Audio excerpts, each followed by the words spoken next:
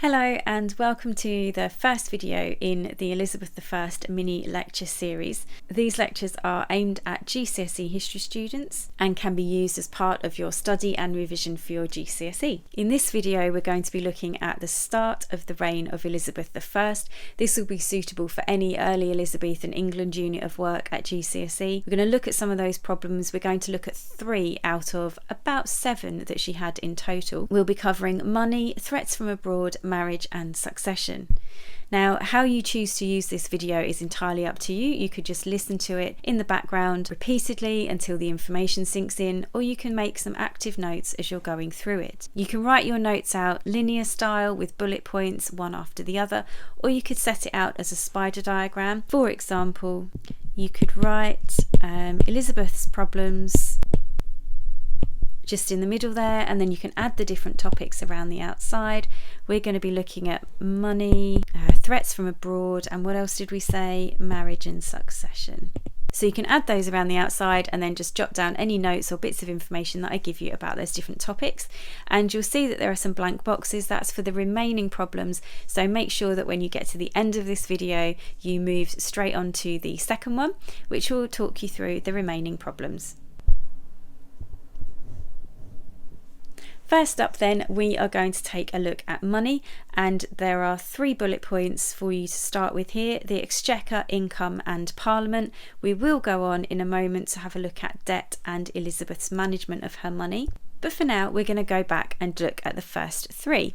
So let's start with the Exchequer then. The Exchequer was the government department in charge of crown money. Now, crown money was basically money belonging to the crown, belonging to the monarch, and in this case, belonging to Elizabeth. The monarch was expected to pay for all of the costs of running the country. You need to know where they got their money from. So different sources of crown income then, so income that the monarch received.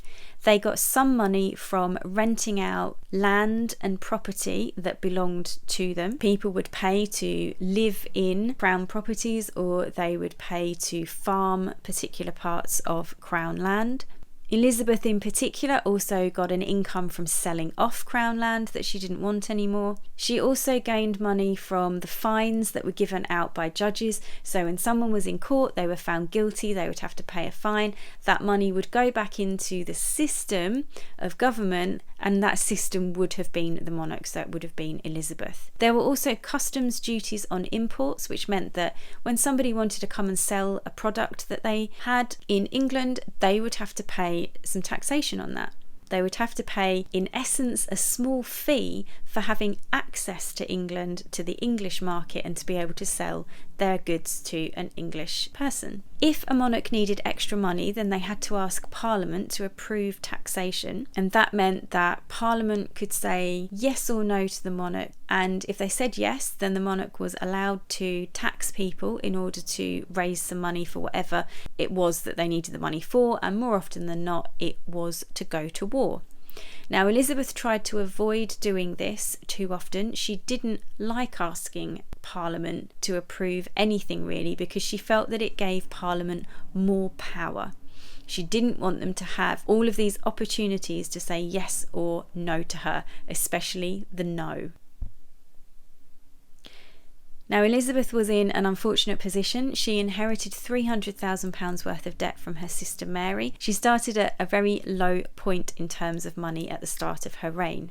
She did, however, find that her brother Edward and sister Mary, who had reigned before her, had actually introduced lots of reforms to improve the running of the Exchequer, and Elizabeth continued to do this. She continued to make improvements to the almost like the administrative side of the crown finances. Elizabeth also cut back government spending, and she very strictly monitored the costs of her household. So if you imagine the running of a palace, hugely expensive, people's wages to pay, food bills, heating, maintenance of the building, decorating it, all sorts of things went into the running of her household, and she therefore kept a very close eye on who was spending what. She also told the people that were working in the Exchequer officials, she told them that they had to balance the books, and that means that they weren't supposed to spend more money than was coming in. They had to keep it balanced. No more should be going out than was coming in. She also expected them to call in any debts,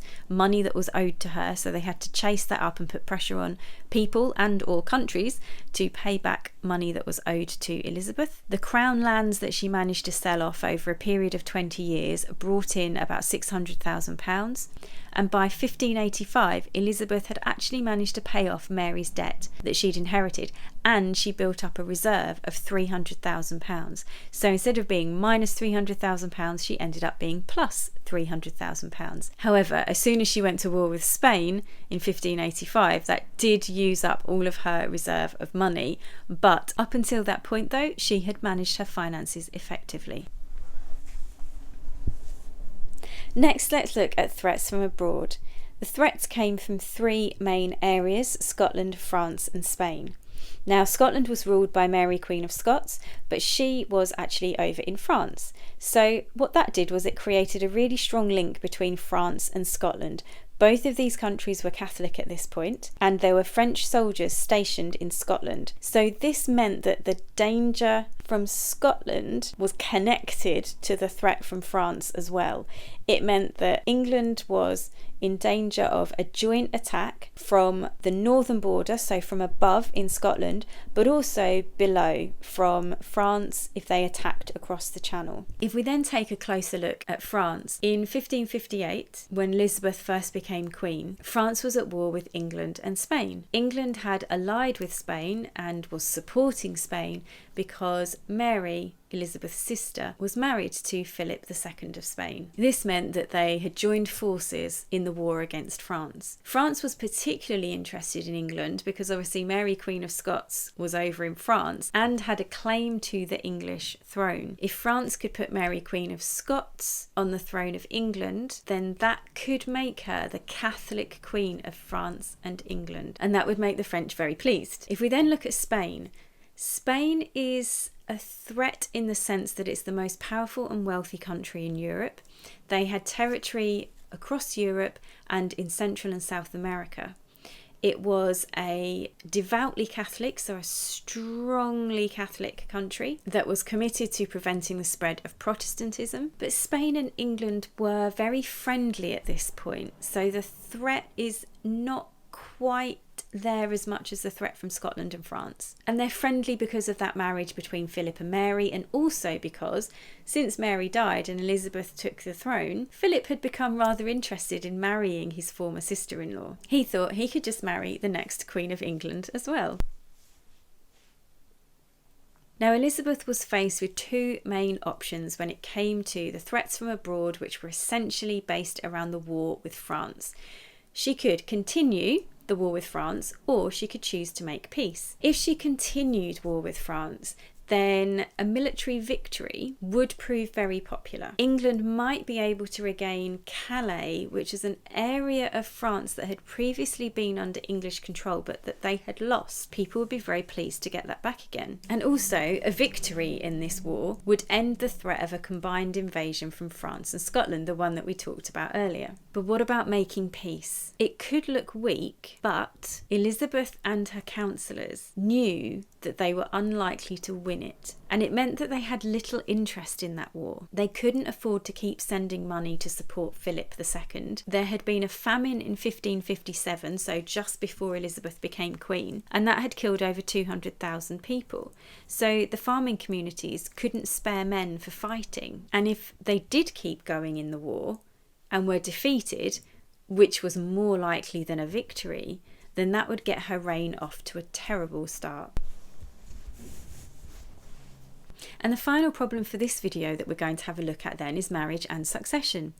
Now, Elizabeth was expected to get married and was hoped that she would get married fairly quickly because that would create stability. It would mean that as soon as she got pregnant and had a child, that would secure the succession and everybody would know without a doubt who was going to be the next monarch. And that's what people needed and that's what people wanted. And contrary to popular opinion, a husband wouldn't have taken over the running of the country. Elizabeth and her Privy Council will have made up a marriage treaty that set out the different roles and responsibilities of her potential husband, and it would not include taking over the running of the country. There's also no evidence to suggest that Elizabeth had made up her mind to stay unmarried at this early stage of her reign. At the beginning, like everybody else, she probably assumed that one day she would find the right candidate and that she would get married. But so much depended on finding the right candidate, and there were many throughout her reign. In the very early stages, there was Philip II of Spain that we mentioned earlier. He was very interested in marrying his sister-in-law and keeping that connection with England. And Prince Eric of Sweden was also an interested party early on. They were both turned down though, because Elizabeth and her Privy Council wanted to deal with the problem of the war with France and also sort out some kind of religious settlement first. They wanted to prioritise those two things. If Elizabeth married an English nobleman, that would cause jealousy amongst all of the other English noblemen, the ones that she didn't choose. Also, marrying a foreigner was problematic because most of them were Catholic. Her sister Mary's marriage to Philip II had been deeply unpopular. Another problem with the candidates were that her Privy Council and Parliament were often divided and could never both fully support a candidate. So, for example, with one candidate the Privy Council might approve of them but the Parliament didn't. On another occasion, Parliament might agree to a candidate and the Council wouldn't support it. And at some point, and it's very difficult to know when, Elizabeth might have decided it was simply easier not to marry at all. The marriage question lasted well into her reign, into the 1570s. She had some later suitors or candidates, including Archduke Charles, who was heir to the Holy Roman Empire, and the Duke of Anjou, who was the younger brother of the King of France. Her courtship with Anjou lasted for most of the 1570s, but ultimately it was decided not to risk marrying a foreign Catholic prince. Hopefully that's taken you through 3 of Elizabeth's problems at the start of her reign: money, threats from abroad, and marriage and succession. Just to recap, she inherited a lot of debt. She worked very cleverly to build up a reserve of money, but lost it all again when she went to war with Spain. The threats from abroad came from Scotland and France and Spain. For the most part, though, it was Scotland and France because of the potential of a joint attack from both of them. She had 2 options: either continue war with France or make peace. And then finally, marriage and succession, the biggest problem of which was finding a suitable candidate that she wanted to marry, that the Privy Council and Parliament agreed upon, and that would be a good political move. So don't forget to subscribe to this channel for more GCSE history videos, and now move on to watch part 2 of Elizabeth's problems.